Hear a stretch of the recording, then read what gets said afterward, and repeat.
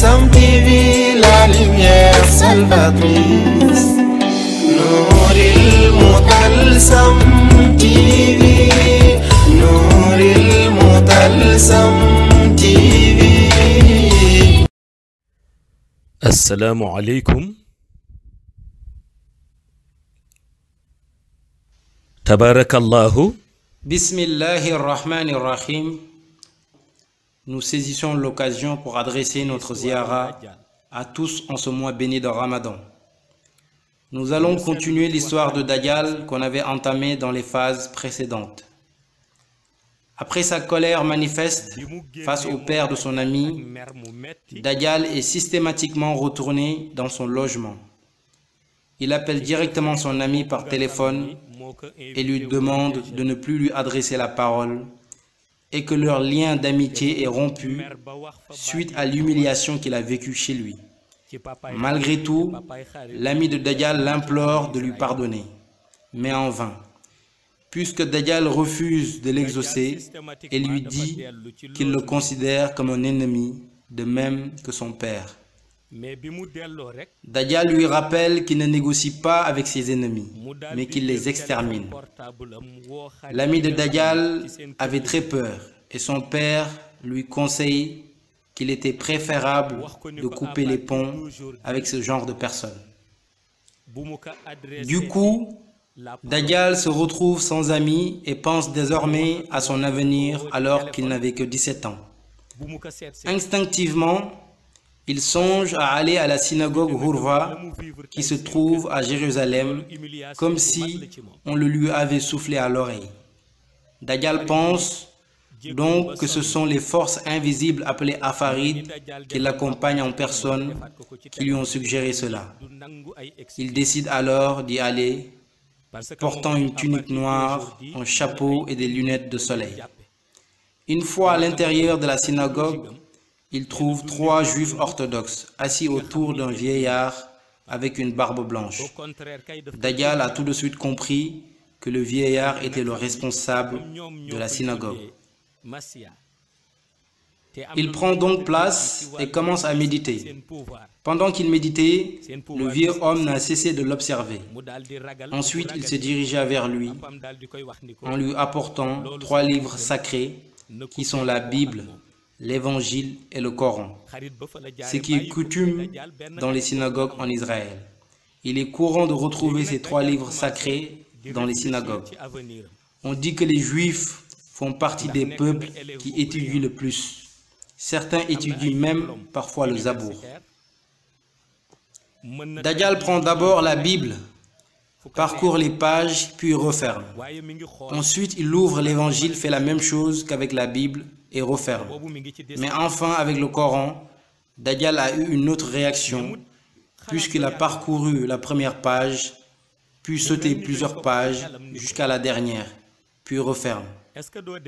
Sous l'observation du vieux homme, il ouvre à nouveau le Coran, parcourt d'autres pages, puis le referme.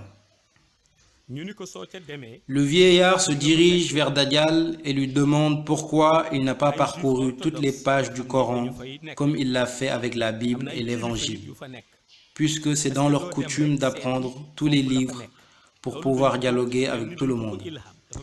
Dajjal lui dit qu'il y a 2 choses qui le dérangent dans le Coran. La première est la sourate Al-Fathi. Je ne veux pas la lire, et la seconde est la sourate Al-Kahfi. Quand le vieux homme lui demande pourquoi, il répondit alors que ce n'est pas la totalité des sourates, mais certaines paroles de ces 2 sourates qui le dérangent profondément. Le vieillard reprend les livres, retourne s'asseoir et ouvre systématiquement le Coran, puis commence à réciter la sourate Al-Fathi, mais arrivé jusqu'au verset « Muhammadun Rasulullahi wallazina ma'ahu ashidda'u alal kufari » Subitement, Dajjal hurle très fort, comme si une brise venait d'entrer dans la synagogue. Il ordonne aussitôt au vieillard d'arrêter la lecture. Il ne veut pas entendre ce verset sur Al-Kufari. Cependant, le vieillard lui fait savoir qu'il voulait juste savoir ce qui le dérangeait dans la sourate Al-Fathi. Le vieillard n'a pas encore terminé avec Dajjal, puisqu'il veut aussi savoir ce qui le dérange dans la sourate Al-Kahfi. Dajjal lui fait savoir que les premiers versets de la sourate Al-Kahfi lui causent une perte de conscience et de mémoire. Lorsque le vieillard lui demande lesquels, il lui dit Bismillahirrahmanirrahim, Alhamdulillahi allazi anzala alal abdihil kitab, jusqu'à Wa yunzir allazina qalu tahazzallahu waladan. Lorsque le vieillard a voulu réciter, Dajjal l'empêcha de le faire et lui dit qu'il serait dans un moment de colère terrible et qu'il serait capable du pire. Le vieillard souffla à l'oreille de la personne assise près de lui en lui faisant savoir que le Dajjal n'est pas le Messie qu'ils attendaient, mais l'Antichrist dont parlait la Bible, mais qu'ils le confondaient avec le Messie alors que c'est l'Antichrist. Le vieillard étant savant, doté d'un éveil mystique, donc il a su rapidement que Dajjal était l'Antichrist. Le prophète, paix et salut sur lui, avait conseillé aux musulmans ce verset pour se protéger de Dajjal. L'homme à qui le vieux homme s'adresse se trouve être un agent du Mossad envoyé par l'orphelinat afin de surveiller Dajjal. L'agent du Mossad répondit alors au vieillard que ça leur était égal qu'il soit l'Antichrist ou le Messie, du moment qu'il sert les intérêts d'Israël, et somme le vieillard à garder ce secret pour lui. L'autre homme qui accompagnait l'agent du Mossad était un député venu faire une proposition à Dajjal.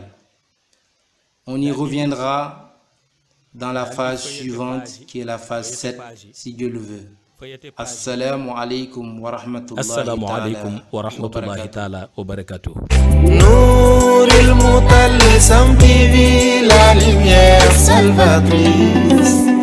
Nouril Mutalsam TV, Nouril Mutalsam